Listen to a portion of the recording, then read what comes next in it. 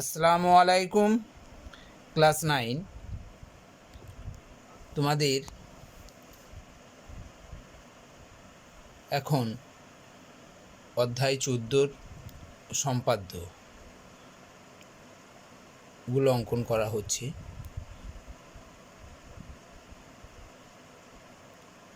এই চ্যাপ্টার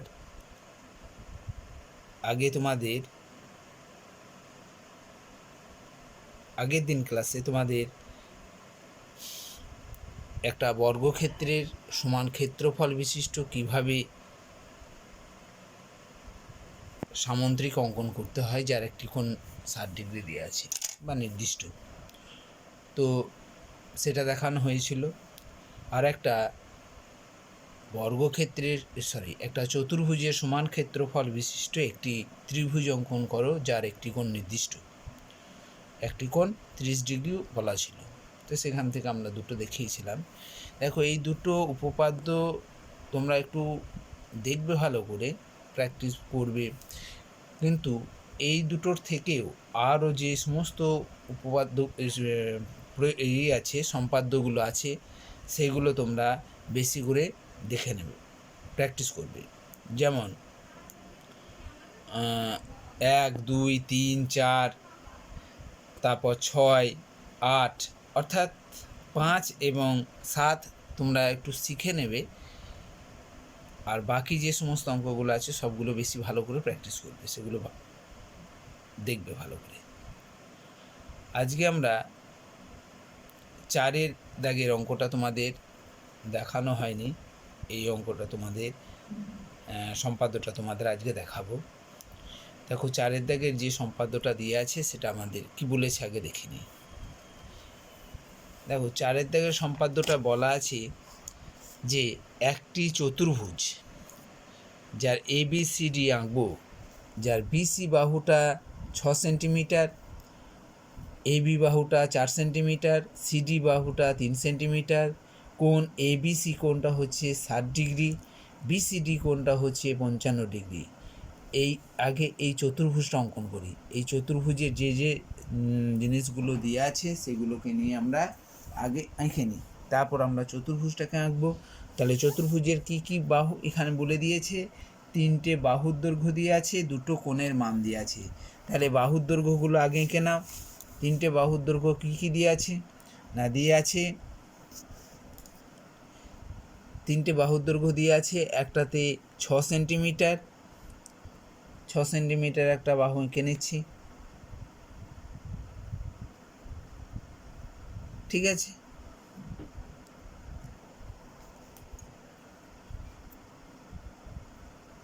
ও 6 সেন্টিমিটার বাহু একটা এঁকে নিলাম। তারপরে দিয়ে আছে 4 সেন্টিমিটার বাহু, 4 সেন্টিমিটার বাহু এঁকে নাও। তারপর দিয়ে আছে 3 সেন্টিমিটার বাহু একটা, 3 সেন্টিমিটার বাহু, এটা 4 দাগের অঙ্কটা হচ্ছে। 3 সেন্টিমিটার একটা বাহু এঁকে নিলাম। আর দেখো, কোণ দিয়ে আছে একটা 60 ডিগ্রি কোণ, আর একটা হচ্ছে BCD কোণ, একটা ABC কোণটা হচ্ছে 60 ডিগ্রি, আর BCD কোণটা হচ্ছে 55 ডিগ্রি। তাহলে এগুলো বাহুগুলোর নাম দিয়ে নাও। BC হয়েছে, BCটা কত আছে 6 সেমি, 6 সেমি। আর ABটা আছে 4 সেমি, AB। আর CDটা আছে 3 সেমি, ঠিক আছে। এবার ABC একটা 60 ডিগ্রি কোণ আমাকে অঙ্কন করতে হবে। তাহলে 60 ডিগ্রি কোণ তোমরা চাঁদার সাহায্য ছাড়া 60 ডিগ্রি কোণ আঁকতে পারো। যেগুলো দেখবে চাঁদা ছাড়া আঁকতে পারি সেইগুলো তোমরা এঁকে নেবে। চাঁদা ছাড়া তোমরা কিভাবে কোণ আঁকবে 60 ডিগ্রি কোণ, সেগুলো তো আগেই তোমরা শিখেছো, ক্লাস 5-6-এ শেখা হয়ে গেছে এগুলো। তাহলে আমরা চাঁদার ছাড়া 60 ডিগ্রি যেহেতু কোণ অঙ্কন করতে পারি, তাহলে সেটাকে আমাদের এখানে না আঁকলেও হবে। আমরা একবারে ডাইরেক্ট কী করব, একবারে যেখানে আমরা চতুর্ভুজ অঙ্কন করছি সেখানেই আমরা 60 ডিগ্রি কোণটা অঙ্কন করব। আর যে কোণগুলো দেখবে যে চাঁদা ছাড়া আঁকতে পারবো না, তাহলে সেগুলোকে সাহায্য নিতে হবে। যেমন ধরো 55 ডিগ্রি এখানে দিয়ে আছে, 55 ডিগ্রি বিসিডি কোণটা দিয়ে আছে, তাহলে আমাকে এখানে কি করতে হবে, 55 ডিগ্রি কোণটা আমাকে এখানে এঁকে নিতে হবে। তাহলে 55 ডিগ্রি কোণটা দেখো চাঁদার সাহায্য নিয়ে আমরা আঁকছি, চাঁদার সাহায্য নিয়ে আমরা একটা 55 ডিগ্রি কোণ এঁকে নিচ্ছি। ঠিক আছে, তাহলে এখানে 55 ডিগ্রিটা হচ্ছে এইখানে হয়েছে। তাহলে চাঁদার সাহায্য নিয়ে আমাকে একটা কোণ এঁকে নিতে হচ্ছে, কারণ আমরা 55 ডিগ্রি কোণ আমরা কখনোই চাঁদা ছাড়া আঁকতে পারবো না, তাই তো। তাহলে এখানে আমরা একটা 55 ডিগ্রি কোণ আমরা এখানে একটা এঁকে নিলাম, কিন্তু 60 ডিগ্রি কোণটা আমরা এখানে চাঁদার সাহায্যেও এঁকে নিতে পারি, কিন্তু আমরা তো 60 ডিগ্রি কোণ আঁকতে জানি, তাই না। সেই জন্য যেগুলো আঁকতে পারবো সেগুলো আঁকা দরকার নেই এখানে। তাহলে এখানে নামটা নিয়ে নাও, কত আছে, BCD হয়েছে। আর ABC কোণটা হচ্ছে 60 ডিগ্রি দিয়ে আছে, সেই 60 ডিগ্রি কোণটা ABC কোণটা। ঠিক আছে, এবার আমরা একটা দেখো এখানে একটা ছোট করে একটা ABCD চতুর্ভুজ একটা এঁকে নিই। ধরো এরকম একটা চতুর্ভুজ অঙ্কন হলো, এইরকম একটা হয়েছে, এরকম একটা চতুর্ভুজ হলো, দিয়ে নাম দিলাম। তাহলে এখানে সি কোণটা একটা 55 ডিগ্রি, ধরো এটা 55 ডিগ্রি সি হয়েছে, বা এটা 55 ডিগ্রি হতে পারে, এটা 55 ডিগ্রি, ধরো এটা সি। তাহলে এটা কি হবে, ABC কোণটা, তাহলে দুটো কোণ এখানটা হবে, ABCD এরকম একটা নাম দিয়ে দাও। নামটা তুমি এখানে ABCD দিতে পারো। তাহলে যেখানে বি আর সি থাকবে সেখানে আমাকে 55 ডিগ্রি এবং 60 ডিগ্রি কোণ অঙ্কন করতে হবে, তাই না। এবার দেখো, তাহলে এইরকমভাবে আমাকে একটা ছবি আঁকতে হবে, তাই তো। ABCD এরকম একটা ছবি আঁকতে হবে। তাই ছবি আঁকার জন্য আমাকে কি করতে হবে, একটা চতুর্ভুজ অঙ্কন করার সময় আমাকে এখানে কি আঁকতে হবে, বড় একটা সরলরেখা আমাকে অঙ্কন করে নিতে হবে। এখানে একটা বড় সরলরেখা অঙ্কন করতে হবে। ঠিক আছে, এই বড় সরলরেখা অঙ্কন করার পরে যেখানে দেখো দুটো কোণ দিয়ে আছে, ABC একটা কোণ দিয়ে আছে, ABC আর DCB, তার মানে হচ্ছে কি, এই বি আর সি এটা কমন জিনিস আছে, ABC কোণ আর DCB কোণের বি কোণটা শীর্ষবিন্দু আর সি কোণটা শীর্ষবিন্দু আছে, তার মানে কি এই BC বাহুটাকে আমাকে আগে কেটে নিতে হবে। ঠিক আছে, তবেই আমরা বি বিন্দুতে আমরা একটা 60 ডিগ্রি কোণ অঙ্কন করতে পারবো, আর সি বিন্দুতে আমরা 55 ডিগ্রি কোণ অঙ্কন করতে পারবো, তবেই আমরা DCB পাবো, আবার ABC পাবো, তাই না। তাহলে আমরা এখানে প্রথমে কি করব, যে 6 সেন্টিমিটার বাহু অর্থাৎ BC বাহুটাকে আমরা এখানে কেটে নেব। এখানে তোমরা কেটে নাও, BC বাহুটা কেটে নাও, নামও দিয়ে দেবে সঙ্গে সঙ্গে বি আর সি, এটা নাম দিয়ে দাও একটা X। ঠিক আছে, এবার এই BC বাহুতে দেখো কোণ বলে দিয়েছে ABC কোণ, তাহলে এখানে এটা BC হলে এই জায়গায় আমাকে বি বিন্দুতে আমাকে একটা কী করতে হবে, 60 ডিগ্রি কোণ অঙ্কন করতে হবে। দেখো এই কোণের শীর্ষবিন্দুটা হচ্ছে সি, তাহলে সি বিন্দুতে আমাকে এখানে একটা 55 ডিগ্রি কোণ অঙ্কন করতে হবে। ABC কোণ ধরো, তাহলে ABC কোণ, তাহলে এই ABC কোণের বিটা হচ্ছে শীর্ষবিন্দু, তাহলে বি বিন্দুতে আমাকে কি আঁকতে হবে, একটা এখানে 60 ডিগ্রি কোণ অঙ্কন করতে হবে, তাই না। তাহলে এখানে দেখো বি বিন্দুতে আমরা একটা 60 ডিগ্রি কোণ অঙ্কন করব। যেহেতু আমরা 60 ডিগ্রি কোণ চাঁদা ছাড়া আমরা অঙ্কন করতে পারি, সেই জন্য আমরা এখানে চাঁদা ছাড়া 60 ডিগ্রি কোণ অঙ্কন করব। ঠিক আছে, তাহলে দেখো যে কোনো একটা চাপ নিচ্ছি, সেই চাপের সমান করে আমরা যদি চাপটা কেটে নিই, তাহলেই আমরা কি পেয়ে যাব, 60 ডিগ্রি কোণ অঙ্কন হয়ে যাবে, তাই না। এটা তো আমরা তো জানি আগে থেকেই, তো এটা আমরা এবার যোগ করে দিলাম। এটাকে আমরা এবার যোগ করলেই দেখো একটা 60 ডিগ্রি আমরা কোণ পেয়ে যাব। ঠিক আছে, তাহলে দেখো এটা আমরা একটা 60 ডিগ্রি কোণ পেয়ে গেলাম। তাহলে এখানে 60 ডিগ্রি কোণ হলে এখানে কোনো একটা জায়গায় বিন্দুটা আছে তাহলে ABC, তবে তাহলে 60 ডিগ্রি হবে, তাই না। তাহলে এখানে দেখো ABটা কত বাহু আছে, AB বাহুটা, তাহলে BC বাহু তো কেটে নিয়েছি একবার, তাহলে AB বাহুটা এবার আমরা কাটবো। তাহলে AB বাহুটা সমান করে দৈর্ঘ্যটা নাও হয়েছে, এইদিকে ABC, তাহলে এখানে একটা A হয়ে গেল বিন্দুটা, তাহলে এখানে আমরা A বিন্দু, দেখো ABC, তাহলে একটা 60 ডিগ্রি কোণ আমাদের অঙ্কন করা হয়ে গেল, তাই না। তাহলে আমাদের দেখো কি কি বাহুগুলো নেওয়া হলো, BC বাহুটা নেওয়া হয়েছে, AB বাহুটাকে নেওয়া হয়েছে, আর একটা কোণ এবিসি কোণ, একটা 60° কোণ, সেটা অঙ্কন করা হয়েছে। তাহলে এখন ঘুরে থাকছে এখনও দুটো জিনিস, একটা বিসিডি কোণ অঙ্কন করতে হবে আর সিডি বাহুর দৈর্ঘ্যটা আর বাকি থাকছে। সেই বাকি অংশগুলো এবার আঁকবো।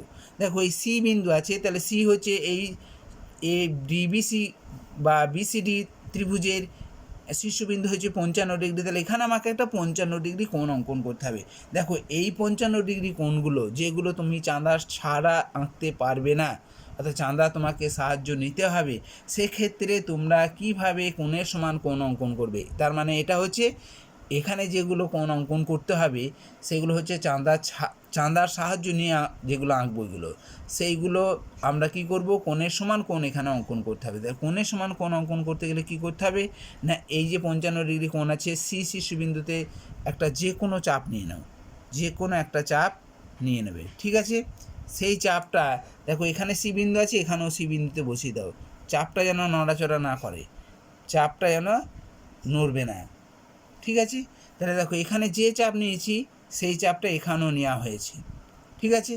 এবার দেখো এই চাপটার এইটা হচ্ছে এই চাপের দৈর্ঘ্য, তাহলে এই চাপ এইখান থেকে এই বিন্দু থেকে এই বিন্দু, অর্থাৎ এই যে দুটো বিন্দু, এই দুটো বিন্দুর মধ্যেকার দূরত্ব কত সেটা আমরা মেপে নেব। দেখো এইটা আমরা মেপে নিলাম, ঠিক আছে। এই দৈর্ঘ্যটা এরকমভাবে মেপে নিচ্ছি, বুঝতে পারলে এটা। তাহলে এই যে দৈর্ঘ্যটা, এই দৈর্ঘ্যটা আমরা মেপে নিলাম। মেপে নেওয়ার পরে দেখো এই জায়গাটাতে বসিয়ে নেবে, এগুলো যেন নড়াচড়া না করে, নড়াচড়া করলে কিন্তু আর হবে না, কম বেশি হয়ে যাবে, ঠিক আছে। তাহলে এই বাহুটাকে যদি যোগ করে দিই তাহলে দেখো আমরা একটা কী পেয়ে যাব, 55° কোণ আমরা একটা এখানে অঙ্কন করতে পারবো। তাহলে এই ধরনের যে কোণগুলো অঙ্কন করি, একটা কোণ থেকে আর একটা কোণ এখানে নকল করছি, এই কোণটা নকল করছি এখানে, তাই না, মানে অনুরূপ কোণ, একই রকমের কোণ আমরা আবার একটা অঙ্কন করছি। তাহলে এই কোণের সমান কোণ অঙ্কন করা হয়ে গেল এখানে। এখন যদি সি আর ডিটাকে যদি আমরা এখানে যোগ করে দিই, সিডিটা আমরা যদি কেটে নিই, সিডিটাকে যদি আমরা কেটে নিই, সিডি অংশটাকে যদি আমরা সিতে বিন্দুতে বসিয়ে কেটে নিই, তাহলে আমরা কি পাবো, দেখো এখানে ডি বিন্দু একটা পেয়ে যাব, সিডি। এখন এই এ বিন্দু আর ডি বিন্দুটাকে যদি যোগ করে দিই তাহলে দেখো অনায়াসেই আমরা একটা চতুর্ভুজ অঙ্কন করে ফেলতে পারবো, তাই তো। তো আমরা এখানে দেখো একটা চতুর্ভুজ অঙ্কন করে ফেললাম, ঠিক আছে। তাহলে এ এ বি সি ডি একটা চতুর্ভুজ অঙ্কন হয়ে গেল। আর এই চতুর্ভুজটার দেখো এ বি সি কোণটা তোমাদের বইয়ে দিয়ে আছে, দেখো এ বি সি কোণটা 60°, তাহলে এ বি সি কোণটা 60° হয়ে গেল। আর কি দিয়ে আছে, বিসিডি 55°, দেখো বিসিডি এখানে 55° সমান কোণ 55° হয়েছে, বিসিডি কোণ হয়ে গেল, ঠিক আছে। এবি বাহুর দৈর্ঘ্যটা 4 সেন্টিমিটার আছে, 4 সেন্টিমিটারে কেটে নিয়েছি, তাহলে এবি বাহুর দৈর্ঘ্যটাও সমান হয়েছে। বিসি বাহুর দৈর্ঘ্য দেখো 6 সেন্টিমিটার আছে, 6 সেন্টিমিটার কাটা হয়েছে, ঠিক আছে। আর সিডি বাহুর দৈর্ঘ্য দেখো 3 সেন্টিমিটার, 3 সেন্টিমিটার কাটা হয়েছে। তাহলে যে তথ্যগুলো দেওয়া আছে সেই তথ্যের ভিত্তিতে আমরা কি করতে পারলাম, একটা চতুর্ভুজ অঙ্কন করে নিতে পারলাম। এবার এই চতুর্ভুজের সমান ক্ষেত্রফল বিশিষ্ট আমাকে একটা ত্রিভুজ অঙ্কন করতে হবে, ঠিক আছে। একটা আমাকে কি করতে হবে, ত্রিভুজ অঙ্কন করতে হবে যার একটি বাহুর দৈর্ঘ্য এবি এবং অপর বাহুটি বিসি বাহু বরাবর সমান। অর্থাৎ আমরা এই যে এখানে একটা ত্রিভুজ অঙ্কন করতে গেলে এই এবি একটা বাহু, তার বাহুর দৈর্ঘ্য, তাহলে এই এবি বাহুটাকে রেখে দিয়ে আমরা এই কর্ণটা টেনে নেবো, এই কর্ণটা এসি কর্ণটা টানবো, যেমনভাবে আমরা আগেও করেছিলাম অঙ্ক, দেখবে এরকম অঙ্ক তোমরা আগেও করেছো, তাই না। তাহলে এগুলো অসুবিধা নেই, তাহলে এইরকমভাবে আমরা এটা অঙ্কন করে নিতে পারি, একটা কর্ণ আমরা টেনে নিতে পারি, ঠিক আছে, ঠিক আছে, বুঝতে পারলে। এই কর্ণটা টানলে তুমি যে ত্রিভুজটা অঙ্কন করবো সেই ত্রিভুজের এ বি একটা বাহুর দৈর্ঘ্য হয়ে যাবে। যদি বলতে এই বিডি যদি কর্ণটা টেনে দাও তাহলে কিন্তু এ বি বাহুর দৈর্ঘ্য আর হবে না, এ বি বাহুর ত্রিভুজের একটা বাহুর দৈর্ঘ্য হবে না, তখন বিসি বাহুটা এই বাহুটা তখন একটা বাহুর দৈর্ঘ্য হয়ে যাবে, ঠিক আছে। এখন আমরা এই কর্ণটা টেনে দিলেই এ বি বাহুর একটা ত্রিভুজের বাহুর দৈর্ঘ্য হবে, ওই যে ত্রিভুজটা উদ্দেশ্য ত্রিভুজটা হবে সেই ত্রিভুজের এবি বাহুর একটি দৈর্ঘ্য হবে, ঠিক আছে। এবার দেখো আমরা এসির সমান্তরাল সরলরেখা অঙ্কন করব কোনটা দিয়ে, ডি বিন্দু দিয়ে। তাহলে এসি সমান করে আমরা কি করব, ডি বিন্দু দিয়ে আমরা বসিয়ে চাপ কেটে নেব। কার সমান করে? না এসি দৈর্ঘ্য সমান করে চাপটা ডি বিন্দু থেকে কেটে নেব। এটা তো বারবার করা হচ্ছে। আর এডি সমান করে, এডি সমান যে চাপটা আছে, এডির দৈর্ঘ্য সমান করে যে চাপটা হবে সেই চাপটা সি বিন্দুতে বসিয়ে কেটে নেবে। ঠিক আছে, সি বিন্দুতে বসিয়ে সেই চাপটা কেটে নেবে। বুঝতে পারলে? তাহলে এখানে দেখো একটা বিন্দু হলো, এই দুটো চাপ যেখানে ছেদ করছে সেই ছেদ বিন্দুর সঙ্গে ডিটা যুক্ত করলেই আমরা এসি সমান্তরাল সরলরেখা অঙ্কন করতে পারবো। তাহলে এখানে উদ্দেশ্যটা হচ্ছে আমার এসি সমান্তরাল সরলরেখা, এসি সমান্তরাল ডি বিন্দু দিয়ে অঙ্কন করা। এখন দেখো এসি সমান্তরাল যেটা ডি বিন্দু দিয়ে অঙ্কন করেছি তার একটা নাম দিয়ে দাও, ডিএন লিখে দাও। তাহলে এই যে বিন্দুটা অর্থাৎ বিসি বর্ধিত বিসি বাহুটা আর এসি সমান্তরাল সরলরেখাটা দেখো একটা নির্দিষ্ট বিন্দুতে ছেদ করছে, সেই নির্দিষ্ট বিন্দুটার নাম দাও ই।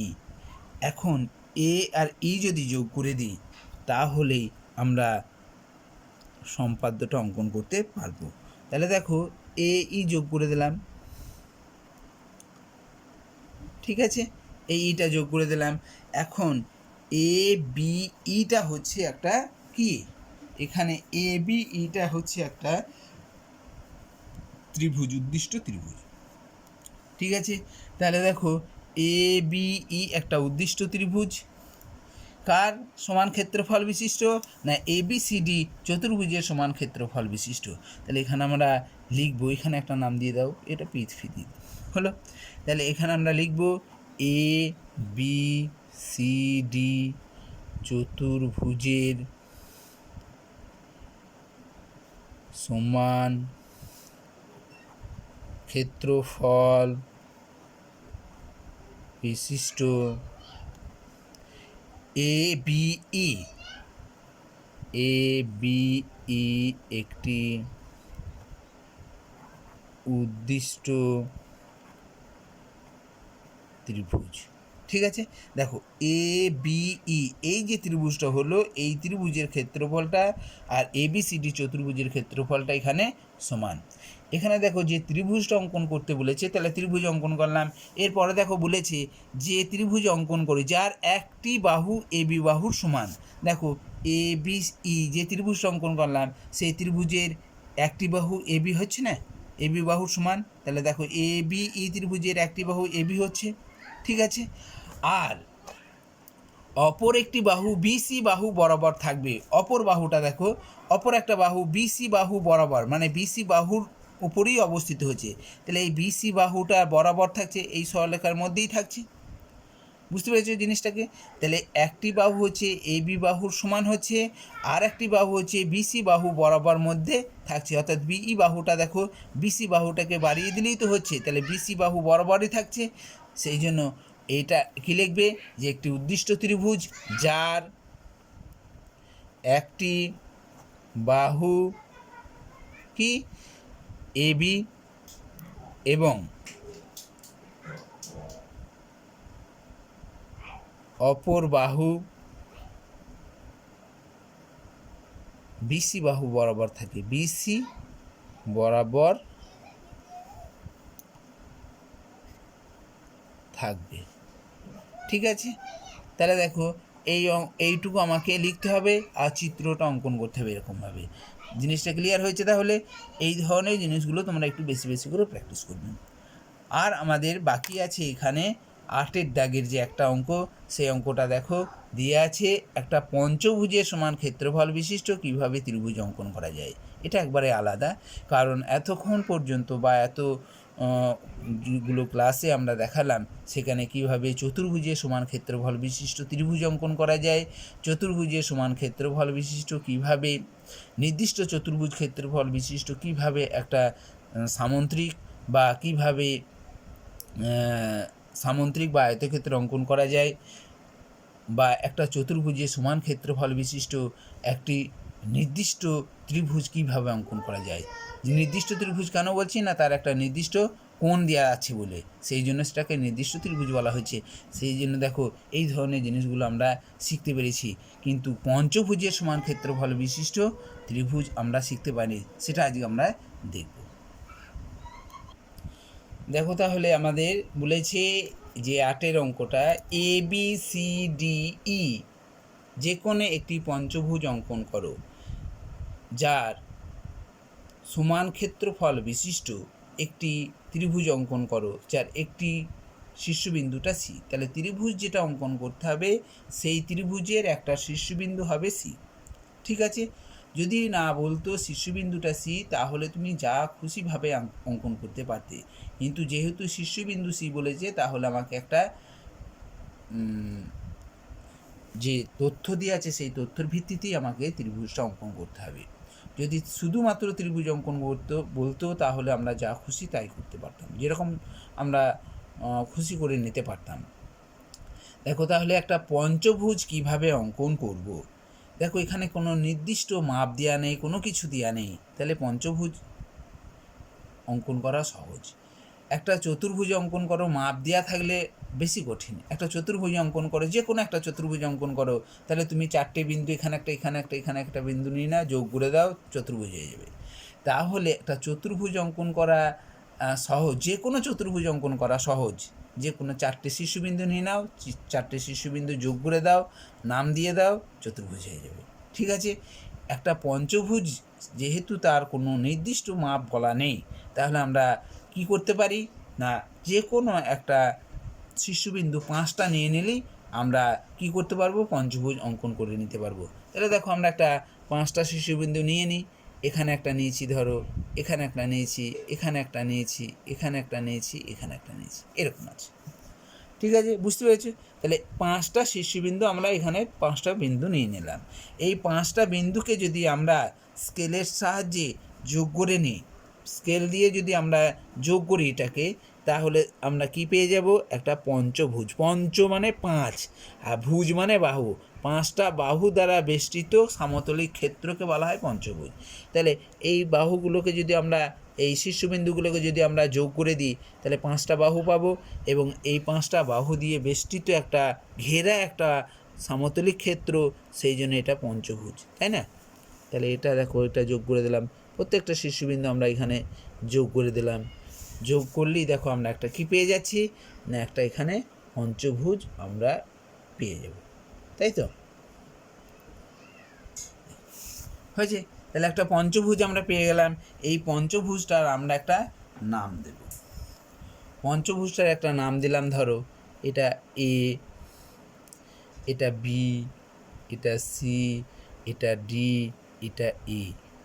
হয়েছে, A B C D E. তার মানে কি, যে নামগুলো দেবে সেই নামগুলো, যেমন ধরো একটা এটা ঘড়ি, এই ঘড়ি আছে একটা, তাহলে ঘড়ির কাঁটাটা হয় এই ডান দিকে ঘোরে, আর না হলে এই দিকে ঘোরে, বাম দিকে, অর্থাৎ ঘড়ির কাঁটার দিকে ঘোরে, না হলে ঘড়ির কাঁটার বিপরীত দিকে ঘোরে। তাহলে আমাকে এমনভাবে নাম দিতে হবে, হয় ঘড়ির কাঁটার দিকে ঘুরে নাম দিতে হবে, নাহলে ঘড়ির কাঁটার বিপরীত দিকে ঘুরছে, এরকমভাবে নামটা দিতে হবে। তুমি ইচ্ছা মতো A B C D E এরকম লিখতে পারো না, হয়েছে, পর পর A B C D E এরকম লিখতে পারো, A B C D E লিখতে পারো। তুমি যদি এখানে মনে করো A B C D E লিখতে পারো, এরকম লিখতে পারো, তুমি তোমার ইচ্ছামতো নাম দিতে পারো না। হয়েছে, আমাকে নামটা করতে হবে অবশ্যই ঘড়ির কাঁটার দিকে অথবা ঘড়ির কাঁটার বিপরীত দিকে আমাকে নামের নামকরণটা করতে হবে। ঠিক আছে, এবার দেখো এই পঞ্চভুজের সমান ক্ষেত্রফল বিশিষ্ট ত্রিভুজ কিভাবে অঙ্কন করব, তাই না? তাহলে দেখো এখানে দেখো এই বলেছে যে একটা নির্দিষ্ট ত্রিভুজ অঙ্কন করো যার একটা শীর্ষবিন্দু সি। তাহলে শীর্ষবিন্দু সি বলেছে বলে সি থেকে তার বিপরীত শীর্ষবিন্দুগুলো যোগ করব। দেখো সি এর বিপরীত শীর্ষবিন্দু এটাও আছে, সি এর বিপরীত শীর্ষবিন্দু এটাও আছে, তাহলে এইটার বিপরীত শীর্ষবিন্দুগুলো আমরা যোগ করে নেব। ঠিক আছে, তাহলে এই দিকে দেখো একটা যোগ করে নিচ্ছি, বুঝতে পেরেছো? সি শীর্ষবিন্দু আছে বলেই আমরা এইটা করতে পারবো। ঠিক আছে, তাহলে সি শীর্ষবিন্দু দিয়ে আছে, সেই জন্য সি শীর্ষবিন্দুর সঙ্গে তার বিপরীত যে শীর্ষবিন্দুটা আছে সেটাকে আমরা যোগ করে নিচ্ছি। ঠিক আছে, আর যদি সি শীর্ষবিন্দু না বলা থাকতো তুমি এই এ শীর্ষবিন্দু দিয়ে অঙ্কন করতে পারতে, বি শীর্ষবিন্দু দিয়ে অঙ্কন করতে পারতে। বি শীর্ষবিন্দু দিয়ে অঙ্কন করলে বিডি আর বিইটা যোগ করবে, দিয়ে যেমনভাবে অঙ্কন করতে হয় দেখিয়ে দিচ্ছি সেরকমভাবে করবে, ঠিক আছে। এখানে যেহেতু শীর্ষবিন্দুটা ত্রিভুজের শীর্ষবিন্দুটা সি উল্লেখ করে দিয়েছে, সেই জন্য তুমি শীর্ষবিন্দুটাকে এখানে রেখে দিলে, ঠিক আছে। যদি শীর্ষবিন্দুটা এ বলতো তাহলে তোমাকে কি করতে হতো, ছবিটাকে এরকমভাবে ঘুরিয়ে নিতে হতো, দিয়ে এরকমভাবে আঁকতে হতো, ঠিক আছে। পারবে, এগুলো বুঝতে পেরেছো? এবার দেখো, তাহলে এই সিই যোগ করলাম, দিয়ে আগের মতো যেমনভাবে এ সিই এর সমান্তরাল, এই যে বাহুটার সমান্তরাল সরলরেখা তার বিপরীত শীর্ষবিন্দু, মানে এই বাহুটার শীর্ষবিন্দুটি কি, বিপরীত শীর্ষবিন্দুটি কি আছে, অর্থাৎ সিই সমান্তরাল ডি বিন্দু দিয়ে অঙ্কন করব, ঠিক আছে। তাহলে ডি বিন্দু দিয়ে একটা সমান্তরাল সরলরেখা অঙ্কন করে নাও, ঠিক আছে। আর কি করবে না, নিচে দিয়ে একটা সমান্তরাল, নিচে দিয়ে একটা চাপ আমাকে কাটতে হবে। নিচে দিয়ে চাপটা এই ই বিন্দু দিয়ে চাপটা কার সমান কাটবে, না সিডি সমান করে এর বিপরীত বাহুটা, বুঝতে পেরেছো? তাহলে এটা কেটে দেবে, আগের মতোই সব একই জিনিস। এইটা এখানে বসিয়ে নাও, চাপটা কেটে নাও, বুঝতে পারলে? এইটা যোগ করে দাও। তাহলে এটা এই যে সমান্তরালটা হলো কার সমান্তরাল সরলরেখা হলো, না এই সমান্তরালটা হলো সিইর সমান্তরাল, কোন বিন্দু দিয়ে, না ডি বিন্দু দিয়ে, বুঝতে পেরেছো? তাহলে এখানে আমরা একটা নাম দিয়ে দাও, সি এন দিয়ে দিলাম, হয়েছে। এই তাহলে একইভাবে আমরা দেখো সি বিন্দু দিয়ে যদি এটাকে যোগ করি তাহলেও একটা শীর্ষবিন্দু আমরা এই বিপরীত শীর্ষবিন্দুগুলো আমরা এখানে যোগ করে এখানেও দেখো একটা সরলরেখা পেয়ে যাচ্ছি এসি। তাহলে এই এসি সমান্তরাল সরলরেখাটা বি বিন্দু দিয়ে আমাকে অঙ্কন করতে হবে একই রকমভাবে, বুঝতে পারছো? তাহলে এসি সমান্তরাল সরলরেখা অঙ্কন করতে গেলে আগের মতোই আমরা কি করব, না এই চাপটাকে আমরা নেব, এই চাপটা সমান করে, অর্থাৎ এসি সমান চাপটা নিয়ে বি বিন্দুতে বসিয়ে আমাকে কি করতে হবে, চাপটাকে কাটতে হবে, ঠিক আছে। আর এ বিন্দুতে বসাবো কোন চাপটা, না বিসি সমান করে যে চাপটা, বিসি যে সমান চাপ, সেই চাপটা এ বিন্দুতে বসিয়ে আমরা চাপটা দেখো কেটে নিলাম। যে চাপ দুটো দেখো উভয় চাপটা একটা নির্দিষ্ট বিন্দুতে মিলিত হয়েছে, আর এই নির্দিষ্ট বিন্দুর সঙ্গে আমরা যদি বিটা যোগ করে দিই তাহলেই আমরা কার সমান্তরাল, না বি বিন্দু দিয়ে আমরা এসি এর সমান্তরাল অঙ্কন করতে পারবো। এর নামও দিয়ে দাও, একটা এম দিয়ে দিলাম, হয়েছে। এরপর কাজ কি, এরপর কাজটা হচ্ছে এই সরলরেখাটাকে বর্ধিত করা।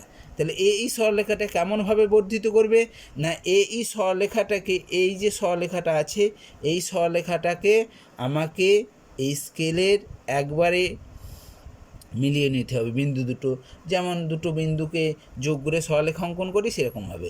তাহলে এই দুটো বিন্দু দেখো একটা স্কেলের মধ্যে আমরা মিলিয়ে নিলাম, দিয়ে এটাকে বাড়িয়ে দিলাম, বুঝতে পেরেছো? তাহলে এটাকে বাড়িয়ে দিলাম, এখানে বাড়িয়ে দিলে এখানে একটা নাম হচ্ছে পি, এটা কিউ বিন্দু নিয়ে নাও, পি কিউ বিন্দু নিলাম, এটা হয়েছে। এখানে নাম আছে এস টি দিয়ে দাও একটা। তো এখানে পি আর এখানে কিউ বিন্দুতে দেখো এই সরলরেখাটা আর এই যে বর্ধিত সরলরেখাটা এখন একটা নির্দিষ্ট বিন্দুতে মিলিত হচ্ছে, সেই নির্দিষ্ট বিন্দুর সঙ্গে আমরা এবার কি করব, যোগ করে দেবো আগের মতোই একবারে। তাহলে এইটা সি কিউ যদি যোগ করে দিই, দেখো তাহলে আমরা এই সি কিউটা যদি আমরা যোগ করে দিই, ধরো এটা যোগ করে দিলাম, হয়েছে, যোগ করলাম, সি কিউটা যোগ করে দিলাম, হয়েছে। আর একটা এইখানে পি বিন্দুটার পি সি অর্থাৎ সিপিটাকে যোগ করলাম, সিপিটাকে আমরা যদি যোগ করে দিই,